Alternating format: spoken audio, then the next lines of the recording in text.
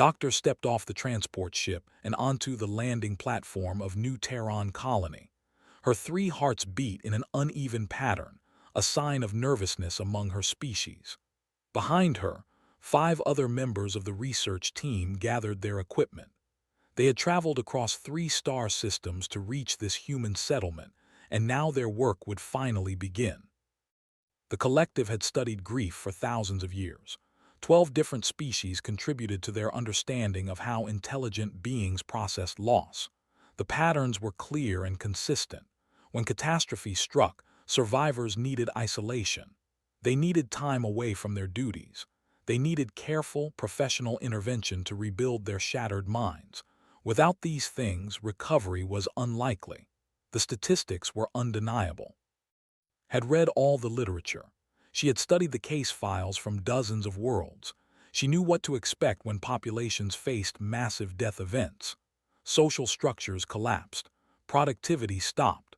Sometimes entire colonies had to be evacuated because the survivors simply could not function anymore. It took years, sometimes decades, for communities to recover. That was why the collective sent her team to New Terran. 3 weeks ago, the human colony on Ganymede had experienced a catastrophic failure. The terraforming systems that made the moon habitable had malfunctioned in ways that engineers were still trying to understand. 12,000 humans died in less than 10 minutes. The entire colony was gone, turned into a frozen graveyard in the span of a few heartbeats. The survivors were here on New Terran, scattered across various human settlements in the system, expected to find them in the early stages of trauma. According to every model the collective had developed, these humans should be catatonic. They should be unable to work, unable to socialize, unable to do much of anything except mourn. The human government should be scrambling to provide emergency psychological services. The economy should be grinding to a halt as the grief rippled through the population. But as walked through the colony's main corridor, something felt wrong. The humans around her were moving with purpose. They talked to each other. Some of them even laughed. She saw a group gathered around a public display screen, watching something that made them smile. "Perhaps the news hasn't spread yet," said her colleague.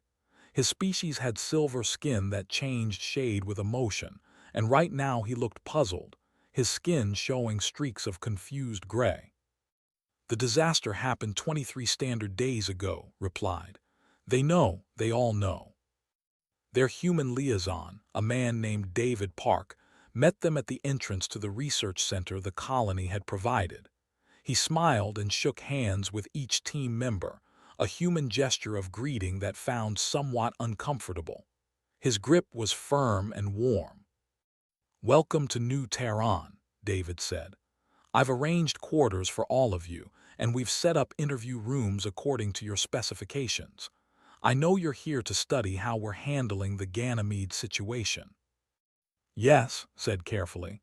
"We are very sorry for your loss. The collective extends its deepest sympathies to your species." "Thank you," David said. His smile faded and saw genuine pain cross his face. But then he straightened his shoulders and the smile returned, smaller but still present. "We appreciate the support. Come on, I'll show you to your facilities." As they walked, noticed something on David's wrist. It was a simple bracelet made of black fabric with names written in silver text. She counted at least 30 names spiraling around the band. "What is that?" she asked, pointing. David glanced down at his wrist. It's a memorial bracelet. These are the names of people I knew who died on Ganymede. My cousin Rachel is on here. My friend Tom, his wife Maria, their kids, a lot of good people." "And you wear their names on your body?" asked. This seemed like it would be a constant reminder of trauma. Every psychological principle she knew suggested that patients should gradually reduce their exposure to triggering stimuli. "Yeah," David said simply, "so we don't forget them, so they're still with us in a way." The research center was well equipped. Over the next few days, and her team began their interviews. They had permission to speak with 73 humans who had lost immediate family members in the disaster. The team expected to find textbook trauma responses: dissociation, depression, inability to function, withdrawal from social connections. Instead, they found something that made no sense at all. The first interview was with a woman named Sarah. Her file indicated she had lost her wife and 2 children in the collapse. By every measure the collective understood, Sarah should be non-functional. She should require immediate psychiatric intervention. She might never fully recover. Sarah walked into the interview room with tired eyes and a mug of coffee in her hands. She sat down across from and offered a small smile. "Thanks for seeing me on short notice," Sarah said. "I only have about an hour before I need to get back to work." Blinked all 3 of her eyes in sequence, a gesture of confusion among her people. "You are working, currently?" "Yeah, I'm on the Mars Water Reclamation Project. We're behind schedule because we lost some key personnel in the collapse, so we're all pulling extra hours to compensate." "But your family," said gently. "You experienced a profound loss only weeks ago. Do you not need time to process this trauma?" Sarah's expression changed. The smile disappeared and her eyes became wet with tears. She set down her coffee mug and took a deep breath. "I think about them every minute of every day. I wake up reaching for my wife and she's not there. I keep expecting my kids to call me and then I remember they can't. It hurts so much I sometimes can't breathe." "Then how are you functioning?" asked. This was the central question. This was what made no sense. Sarah wiped her eyes with the back of her hand. "Because they believed in what we're doing out here. My wife used to say that humanity's purpose was to reach beyond our limits. My daughter wanted to be a terraforming engineer like me. My son used to draw pictures of the Mars colonies. If I stop, if I give up, then what was it all for? Their deaths have to mean something. I have to make sure this never happens again. I have to finish what we started." "But this does not address your psychological needs," said. "You need time to grieve properly. You need isolation and therapeutic intervention." "I am grieving," Sarah said firmly. "I'm just not letting it destroy me. There's a difference." Over the next week, heard similar responses in interview after interview. A man who lost his parents was working double shifts to help repair damaged infrastructure. A woman who lost her brother was organizing support groups for other survivors. A teenager who lost both parents was maintaining perfect grades in school and volunteering at a community center in the evenings. It was incomprehensible. Every model predicted collapse, but instead these humans were functioning at near normal or even elevated levels. They cried openly during interviews. They talked about their pain without hesitation. But they also talked about their plans, their projects, their hopes for the future. Suggested they were in collective denial. They are not processing the reality of their loss, he argued during a team meeting. This is a mass psychological break. They will crash eventually, and when they do, it will be catastrophic. But was not sure. She had been observing something that troubled her. The humans were not avoiding their grief. They seemed to be running directly into it, embracing it, and somehow emerging on the other side still functional. She attended something called a memorial concert 5 weeks after the disaster. The colony's largest gathering space was packed with thousands of humans. Stood at the back, watching with her recording equipment active. She expected a somber, quiet affair. Instead, the humans sang. They sang sad songs that made many people in the audience cry, but they also sang defiant songs, hopeful songs, angry songs. Between performances, people stood and told stories about the deceased. Some stories were heartbreaking. Others were funny, and the audience laughed through their tears. Found herself standing next to a young man who was crying silently as a song played. She started to move away, not wanting to intrude, but he spoke to her. "My mom loved this song," he said. "She used to sing it every morning while making breakfast." "I am sorry for your loss," said, using the phrase she had learned. "Thank you," the man wiped his eyes. "She died on Ganymede. She was a botanist working on the agricultural systems. She was trying to grow earth flowers in the domes. And you are here, observed. Not isolated, not withdrawn. The man looked at her with red-rimmed eyes. She wouldn't want me to hide. Mom always said that life was for living, even when it hurt, especially when it hurt. She said that's when you have to be the most alive, to honor the people who can't be anymore. As watched the memorial concert continue, she began to understand that she was witnessing something the collective had never documented before. These humans were not broken by their grief. They were not ignoring it or suppressing it. They were transforming it into something else entirely. They were turning their pain into purpose, their loss into motivation, their tragedy into defiant continuation. It was the most alien psychology she had ever encountered, and it was working. By the 7th week after the Ganymede disaster, Doctor had filled 3 entire data storage units with observations that contradicted every principle of trauma psychology the collective had established. She spent long nights reviewing the footage, looking for signs of the collapse that must be coming. The humans could not sustain this level of function under such grief. It was impossible. The models said so. Thousands of years of research said so. But the collapse never came. Instead, the humans seemed to grow stronger. They had created something they called the Ganymede Memorial Fund, which raised money for the families of the deceased. The fund reached its goal of 10 million credits in less than 3 days. Humans from colonies across the solar system had contributed. Many of the donors had never even met anyone from Ganymede. "Why do they give money to strangers?" asked David during one of their regular check-ins. David seemed surprised by the question. Because they're human, because it could have been their colony, because when something like this happens, we take care of each other. That's what we do. Was learning that humans had many phrases like this.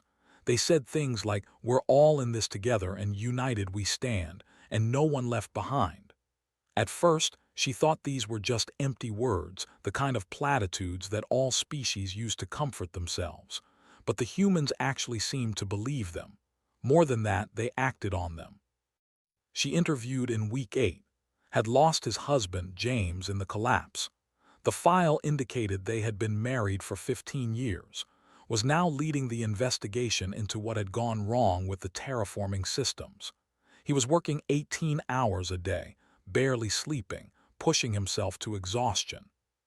"This is unhealthy," told him gently. "You are not allowing yourself to heal." Looked up from the display covered in engineering diagrams. His eyes were hollow with fatigue and grief, but they were also sharp with focus. "I'll heal when I figure out what killed my husband. I'll heal when I make sure this can never happen to anyone else." "Your husband would not want you to destroy yourself," said. "No, he wouldn't," agreed. "James would tell me to take breaks and eat properly and get some sleep. He'd probably drag me away from my workstation and make me watch a stupid movie with him." His voice cracked on the last sentence. "But he's not here to do that, is he? So I'm going to do what he can't. I'm going to fix this. I'm going to make his death mean something." There was that phrase again. Mean something. Heard it constantly. The humans seemed obsessed with extracting purpose from tragedy, with forcing their suffering to serve some greater goal. It was as if they could not bear the thought that their loved ones had died for no reason, so they created reasons, built monuments of meaning from the rubble of their loss. Ah remained convinced this was pathological.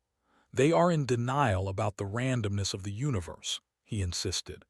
"They cannot accept that tragedy is meaningless, so they invent meaning. This is a coping mechanism, yes, but it is not healthy. It is not sustainable." But the sustainability question was what puzzled most.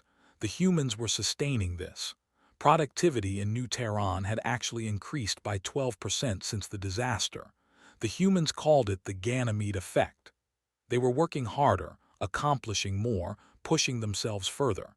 And they were doing it while openly mourning their dead. She observed a support group session in week 9. 20 humans sat in a circle talking about their losses. They cried together. They held each other. They shared their pain with a rawness that made uncomfortable to witness. But at the end of the session, they also shared what they called action items. Each person stated something they were going to do to honor the deceased. One woman was going to finish her sister's research project. A man was going to coach youth sports because his son had loved the game. A teenager was going to apply to engineering school because her mother had always wanted her to pursue that dream. They were weaponizing their grief. That was the only way could think to describe it. They took the energy of their pain and rage and sorrow, and they channeled it into forward motion. It was the most bizarre psychological adaptation she had ever documented. In week 10, New Tehran announced plans to build a new research station. They were going to construct it in orbit around Ganymede, at the site of the destroyed colony. The station would study moon colonization failures and develop better safety protocols. It would be called Ganymede Memorial Station, and it would employ 300 researchers. Attended the announcement ceremony. The colony's administrator, a woman named, stood before a crowd of thousands. Many people in the audience wore the memorial bracelets. Some held photos of the deceased. His voice was steady as she spoke. "We lost 12,000 people we loved," said. "Mothers and fathers, sons and daughters, friends and colleagues, partners and children. The pain of that loss will never fully leave us. We will carry it for the rest of our lives." The crowd was silent, attentive, recorded every moment. "But we will not let that be the end of the story," continued. "We will not let tragedy have the final word. Ganymede Memorial Station will stand as a testament to everyone we lost. It will be a place of research, of learning, of growth. It will make sure that their deaths were not in vain. It will make sure that humanity learns, adapts, and continues reaching for the stars, because that is what we do. We fall down, we get hurt, we lose people we love, and then we get back up. We remember. And we keep going." The crowd erupted in applause, saw tears on hundreds of faces. She also saw determination, resolve, and something that looked almost like joy. Not happiness exactly, something more complex. A fierce gladness at being alive, at being able to continue, at having the chance to turn pain into progress. Ah, standing beside her, made a sound of disbelief. "They are celebrating," he said. "They are celebrating at a memorial. This is madness." But was beginning to think it was not madness at all. It was something the collective had never encountered because no other species had evolved under quite the same pressures as humanity.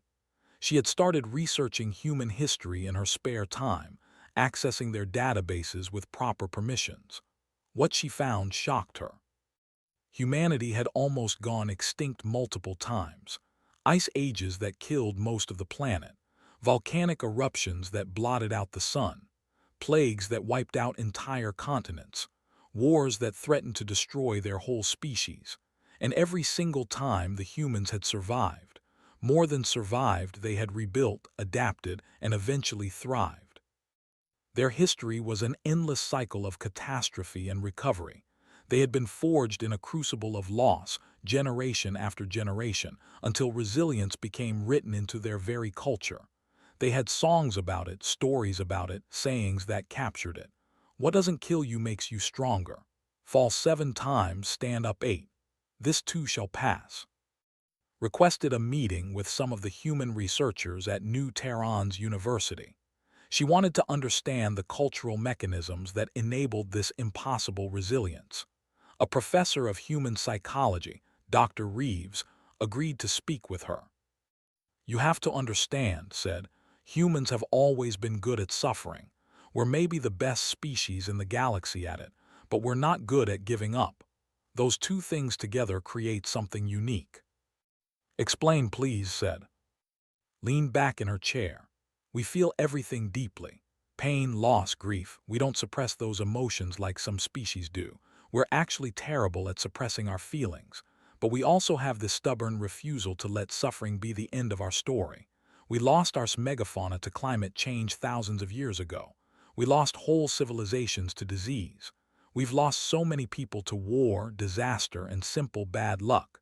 But we're still here. And every time we lose something, we find a way to honor it by continuing, by building something new, by making sure the loss meant something. But meaning is subjective, said. The universe does not care about meaning. Tragedy happens randomly.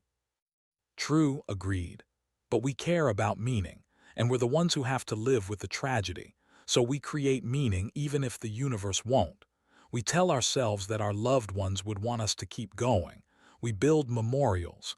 We fight to make sure the same disaster doesn't happen again. We turn our grief into fuel for change. It's not rational, maybe, but it works. It should not work, said quietly. According to every model we have, your species should have collapsed by now. Smiled sadly. Maybe your models don't account for sheer human stubbornness. We're a species that looked at the stars and decided we belonged there, even though space is actively trying to kill us every second we're out here. We're not always smart. We're not always logical, but we're incredibly hard to stop. Over the following weeks, documented dozens of examples of this principle in action. She found a man named David who had lost his daughter in the collapse. David was now volunteering at a youth center, mentoring teenagers interested in space engineering. I can't help my daughter anymore, he told, but I can help kids like her. I can make sure they have the support and knowledge they need. She found a woman named Jennifer Santos who had lost her parents. Jennifer was now organizing regular memorial events, bringing survivors together to share stories and support each other. My parents always said community was everything, Jennifer explained. They taught me that humans are stronger together, so I'm building community, for them, for me, for everyone who needs it. She found teenagers who had lost family members but were maintaining their studies, planning their futures, pursuing their dreams with fierce determination. They talked about honoring the deceased by living fully, by not wasting the life they still had. It was a perspective had never encountered in any species. In week 14, attended a funeral. A survivor of the Ganymede collapse had died from injuries sustained during the disaster. The funeral was held in a small chapel, and about 50 humans attended, stood quietly in the back observing. The ceremony was sad. People cried openly, but they also told stories about the deceased, sharing memories that made people laugh even through their tears. They sang songs together, and at the end they did something unexpected. One by one, people stood and made promises to the dead. They promised to finish projects, to take care of loved ones left behind, to live bravely, to make the most of their time. As the funeral ended, an old woman approached. Her name was, and she had lost her son, daughter-in-law, and two in the Ganymede collapse. Her face was weathered with age and fresh with grief. "You're one of the alien researchers," said. It was not quite a question. "Yes," said. "I am studying how humans process catastrophic loss. I hope my presence is not intrusive." Shook her head. "No, dear, I think it's good that someone is watching. Someone should document how we do this. Maybe it will help others someday." "How do you do this?" asked. "Your loss is profound, yet you are here functioning, supporting others. How?" Was quiet for a long moment. Then she said, "When my husband died 20 years ago, I thought I would die too. The pain was so intense I couldn't imagine surviving it. But I had children who needed me, so I got up every day and I functioned. And over time, I realized something. The pain doesn't go away. You don't get over losing someone you love, but you learn to carry it. You integrate it into who you are. And you find ways to honor the people you've lost by living well, by being kind, by making the world a little better than you found it." She paused, then continued. "My son died on Ganymede, his wife, their beautiful children. And yes, I want to curl up and die from the grief, but I'm still here.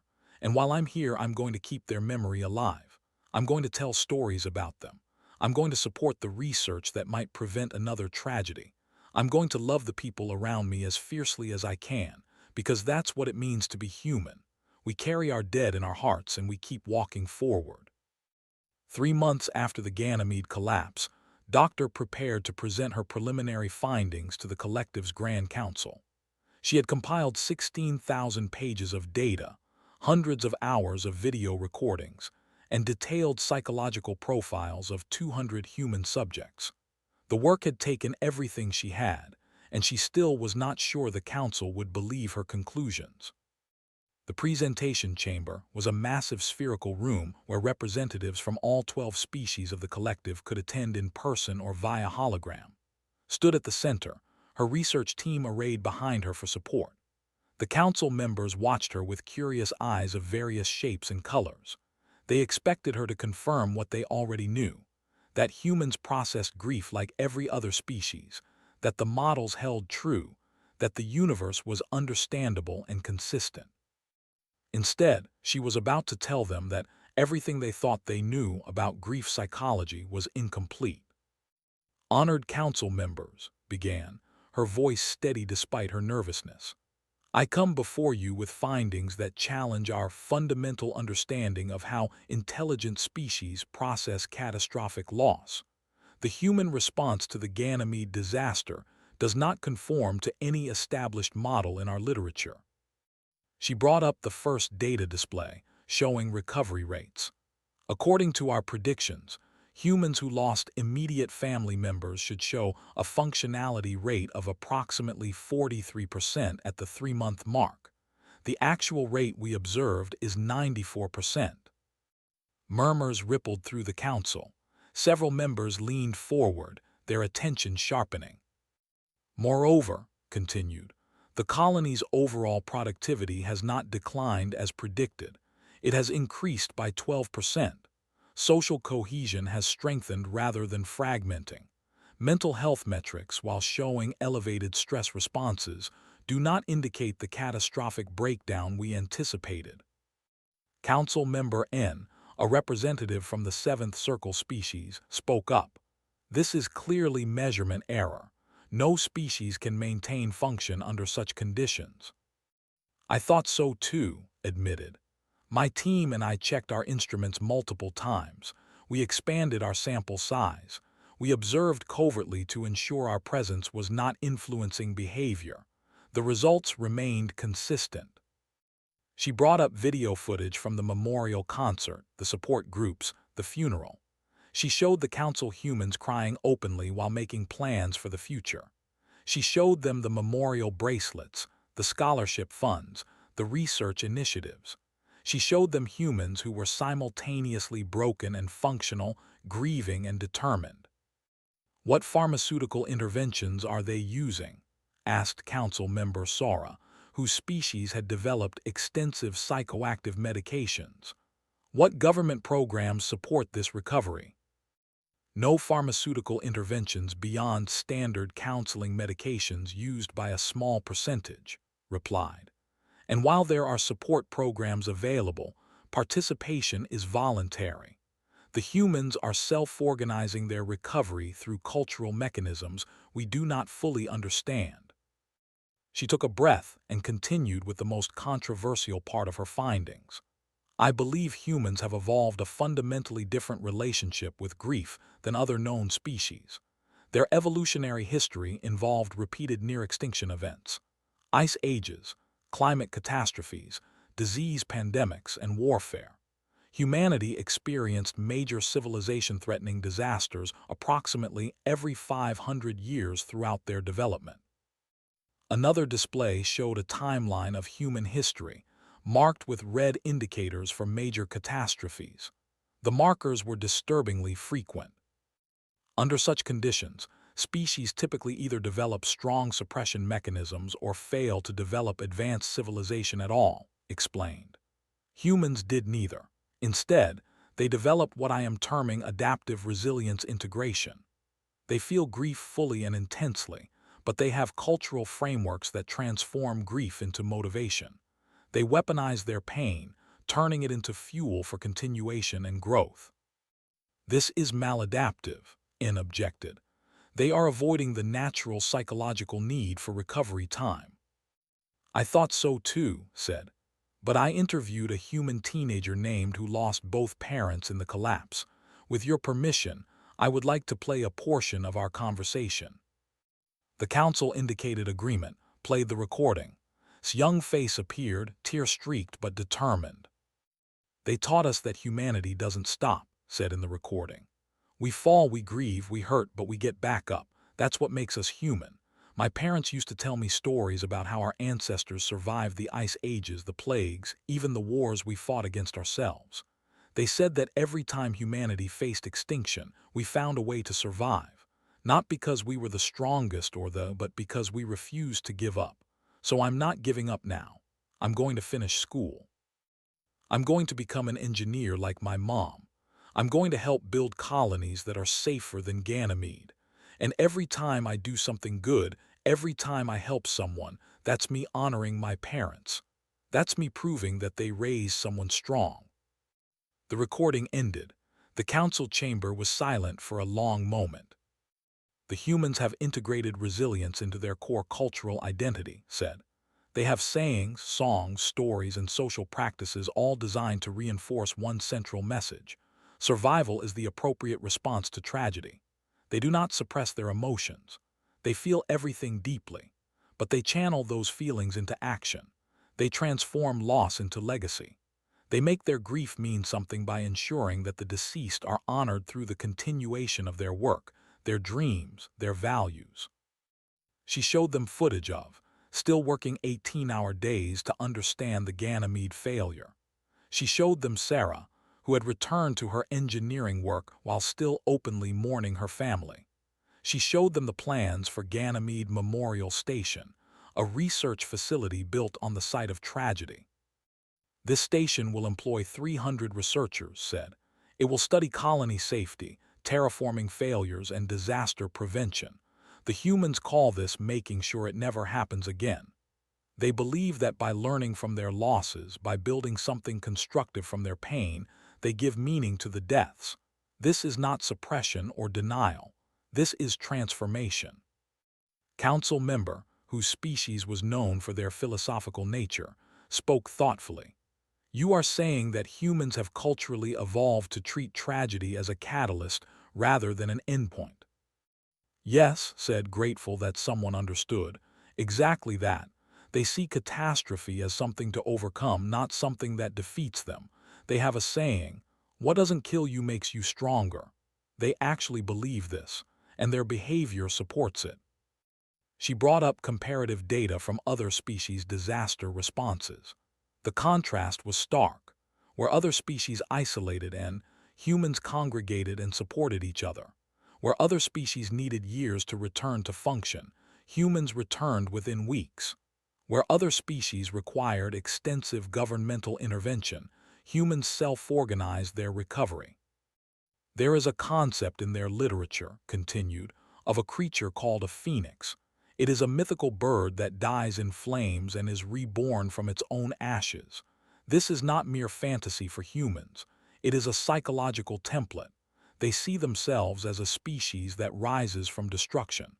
They have done it countless times in their history. They expect to do it again. She played one final recording from an interview with an elderly woman named. The woman's words were simple but profound. We carry our dead in our hearts and we keep walking forward. That phrase encapsulates the human approach, said. They do not leave their grief behind. They do not compartmentalize or suppress it. They carry it with them, integrated into their identity as they continue living. The pain travels with them, but it does not stop them. If anything, it drives them. The council debated for hours. Some members argued that the human response was unhealthy, that collapse was merely delayed. Others pointed out that the data showed no signs of impending breakdown. Some suggested that humans were simply better liars, hiding their true dysfunction. But the evidence was overwhelming. Finally, council member proposed a motion. I suggest we establish a new field of study, human adaptive psychology. Doctors' findings are too significant to dismiss. If humans have truly evolved a different approach to grief, we must understand it. Other species may benefit from this knowledge. The motion passed, felt a wave of relief wash over her. Her work would continue. The collective would study this strange human resilience, would try to understand how a species could be simultaneously so emotional and so functional. That evening, walked through New Tehran's main plaza. It was 3 months to the day since the Ganymede collapse. A memorial service was being held in the plaza's central square. Thousands of humans gathered, filling the space with quiet conversation and flickering candles. Sarah stood at a podium, speaking to the crowd. Recognized her immediately as the first human she had interviewed, the woman who had lost her wife and children but refused to stop working. "Today marks 3 months since we lost our friends and family," Sarah said, her voice amplified across the plaza. 3 months since Ganymede fell silent. 3 months of grief that still feels fresh every morning when we wake up. The crowd was silent, attentive. Many people held photos or wore memorial bracelets, saw tears on hundreds of faces. "But we are still here," Sarah continued. "We are still working, still building, still reaching for the stars, not because the pain has lessened, not because we have forgotten, but because they would want us to continue. Because every colony we build, every discovery we make, every life we save through better safety protocols, all of that honors them. All of that says their lives mattered, their dreams matter, and we will carry those dreams forward." She paused, and when she spoke again, her voice was thick with emotion. "My wife used to say that humanity's greatest strength was our refusal to accept defeat. She said that no matter how many times we got knocked down, we always found a way to stand back up. She was right. So tonight, as we remember everyone we lost, let us also remember that we are the species that survives. We are the ones who turn tragedy into purpose. We are the humans who reach for the stars even when our hearts are breaking." The crowd responded with a wave of applause that built and built until it filled the plaza. Watched, still recording, still documenting this impossible species. She saw the tears, yes. She saw the pain. But she also saw the determination, the connection, the fierce love that these humans had for each other and for the future they were building together. A young man near turned to his friend and said, "We're going to make them proud. We're going to make it all mean something." His friend nodded, wiping tears from his face. "Damn right we are." Finally understood. These humans were not broken by their grief. They were not suppressing their pain or denying their loss. They were doing something the collective had never seen before. They were using their grief as a foundation, building purpose and meaning on top of it, transforming tragedy into motivation. They were taking the worst thing that had ever happened to them and refusing to let it be the end of their story. They were writing new chapters, forging new paths, creating new hope from the ashes of despair. And they were doing it together, as a community, as a species, as a family that extended across colonies and star systems. It was the most alien thing had ever witnessed, and it was working. Years later, Ganymede Memorial Station was completed.